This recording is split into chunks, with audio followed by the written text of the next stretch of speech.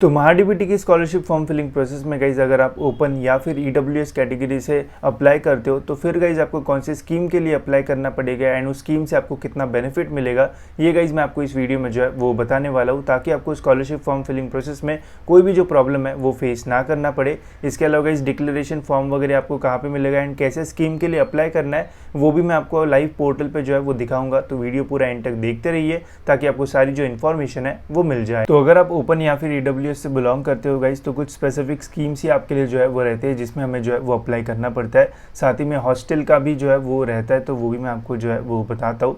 तो देखो गाइज, जब भी आप स्कॉलरशिप फॉर्म भरोगे तो मैंने जैसे आपको बताया कि पहले आपको अपनी जो प्रोफाइल है वो 100% कंप्लीट करना है एंड फिर उसके बाद गाइज स्कीम्स के लिए जो है वो अप्लाई करना है। तो ऑल स्कीम पे हमें क्लिक करना पड़ता है एंड यहाँ पे हमें जो डिपार्टमेंट है वो चूज़ करना पड़ता है एंड फिर उसके बाद स्कीम का जो नाम है वो सिलेक्ट करके जो है वो अप्लाई करना पड़ता है। तो कौन सा स्कीम कौन सा डिपार्टमेंट चूज़ करना है चलिए देखते हैं।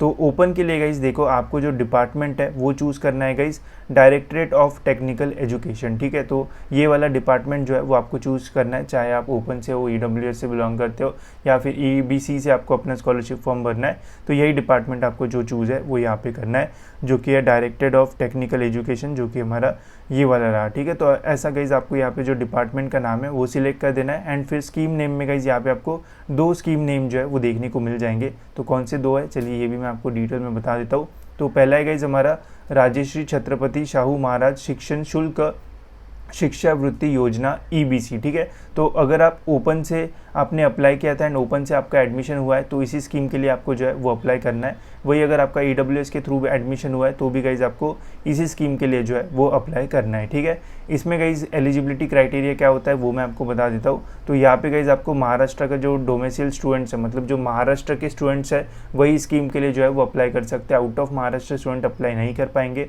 आपके फैमिली का जो इनकम है गाइज वो 8 लाख रुपीज़ जो है वो रहना चाहिए and first and second children को ही जो स्कॉलरशिप है वो मिलती है, तो ये जो है वो ध्यान रखना।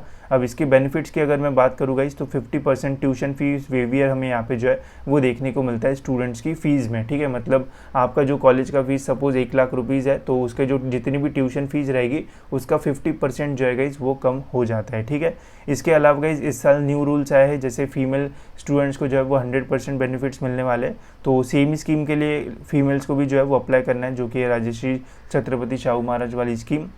अब इसमें अगर आप बॉयज़ हो तो आपकी जो ट्यूशन फीस है गाइज वो 50% से जो है वो माफ़ हो जाएगी। साथ ही में गाइज आपकी जो एग्ज़ाम फ़ीस है उसमें भी आपको 50% का जो कंसेशन है वो मिल जाएगा।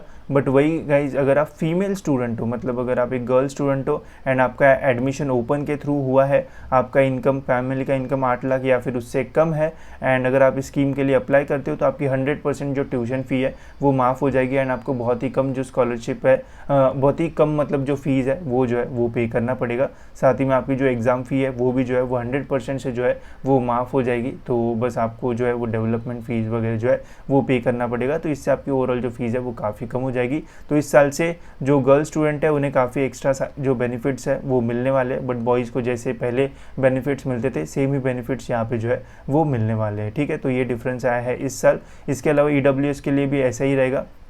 ईडब्ल्यूएस से आपने अगर किया है तो बॉयज़ को वही 50% के जो कंसेशन है वो मिलेंगे एंड गर्ल्स को 100% तक के जो कंसेशन है वो मिलने वाले हैं। ठीक है, इसके अलावा गाइज अगर आपको हॉस्टल के लिए चाहिए तो हॉस्टल के लिए भी एक जो स्कीम है वो रहती है, तो उसका नाम भी गाइज यहाँ पे आपको जो है वो देखने को मिल जाएगा। तो यह है गाइज डॉक्टर पंजाबराव देशमुख वसति गृह निर्वाह भत्ता योजना डीटी, ये वाली स्कीम। तो इसमें गाइज अगर आप अप्लाई करते हो एंड आप एलिजिबल रहते हो तो आपको हॉस्टल के लिए जो एक्स्ट्रा स्कॉलरशिप है वो मिलेगी एंड इसमें guys open EWS and TFWS के स्टूडेंट भी जो है वो एलिजिबल रहते हैं। अब टीएफडब्ल्यूएस जनरली स्कॉलरशिप के लिए जो है वो एलिजिबल नहीं रहते बिकॉज उनका पहले से ही जो फीस है वो कम रहता है, बट हॉस्टल उसमें कवर नहीं रहता है। तो इसलिए अगर आपको टीएफडब्ल्यूएस का आपका एडमिशन हुआ है एंड आपको उन्हें हॉस्टल लिया है तो फिर आप ये हॉस्टल वाली स्कीम के लिए जो है वो अप्लाई कर सकते हो। ठीक है, तो इसका नाम है डॉक्टर पंजाबराव देशमुख वसति गृह निर्वाह भत्ता योजना। इसमें गाइज अगर आपकी फैमिली का इनकम 1 लाख से come and exclude small land holder and registered labour any number of student, तो मतलब अगर आप रजिस्टर्ड लेबर के स्टूडेंट मतलब बच्चे हो तो फिर आपको इसमें 30,000 रुपये तक के जो बेनिफिट्स है वो मिल सकते हैं। या फिर बाकी सारी चीज़ें छोड़ के अगर आपका इनकम 8 लाख से कम है एंड ये सारा क्राइटेरिया अगर आप में मतलब इसमें फिट बैठते हो तो आपको 10,000 रुपये की जो स्कॉलरशिप के बेनिफिट है वो मिलेंगे हॉस्टल्स के लिए, ठीक है। तो ये वाली नॉर्मल स्कॉलरशिप है जिससे आपके कॉलेज की फ़ीस में आपको जो बेनिफिट्स है वो मिलेंगे।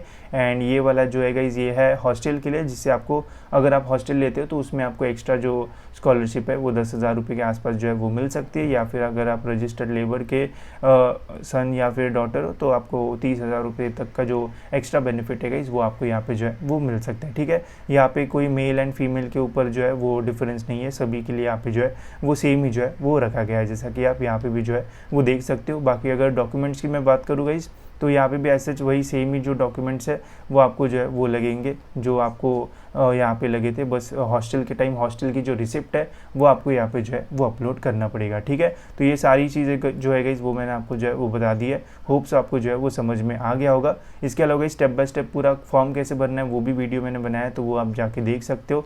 एंड फिर यहाँ पे ये वाला डिपार्टमेंट चूज़ करके यहाँ पे ये वाली जो स्कीम है वो सिलेक्ट कर देना, सर्च पे क्लिक कर देना एंड यहाँ पे अप्लाई के बटन पे जो है वो कर देना क्लिक, तो आपकी स्कीम जो है वो अप्लाई हो जाएगी। उसके बाद एक पेज ओपन होता है, वहाँ पे आपको सारे जो डॉक्यूमेंट्स है वो अपलोड करना पड़ेगा एंड सबमिट कर देना पड़ेगा। तो इस टाइप से आपका जो स्कॉलरशिप फॉर्म है वो सबमिट हो जाएगा एंड जो भी बेनिफिट्स है गाइस वो आपको जो है वो जल्दी से जल्दी जो है वो मिलना शुरू हो जाएंगे, ठीक है। तो फॉर्म कैसे भरना है वो डिटेल में देख लेना, डायरेक्ट स्कीम के लिए अप्लाई मत करना, प्रोफाइल कंप्लीट करना एंड देन गाइस जो है वो अप्लाई करना, ठीक है। तो होप सो गाइस आपको सारी जो चीज़ है वो समझ में आ गई होगी। इसके अलावा कुछ इंपॉर्टेंट चीज़ें मैंने मेरे ऐप पे भी जो है वो डाल रखी है, तो वहाँ पे गाइस आप फ्री मटेरियल में जो है वो सारी स्कीम्स का इन्फॉर्मेशन वगैरह जो है वो निकाल सकते हो। तो वहाँ से डाउनलोड आप कर सकते हो। ऐप का नाम है नॉलेज सीकर्स, लिंक आपको जो है वो डिस्क्रिप्शन में मिल जाएगी, ठीक है। तो फिलहाल गाइस इसी वीडियो में इतना ही, मिलते हैं गाइस ऐसी और एक इन्फॉर्मेटिव वीडियो में।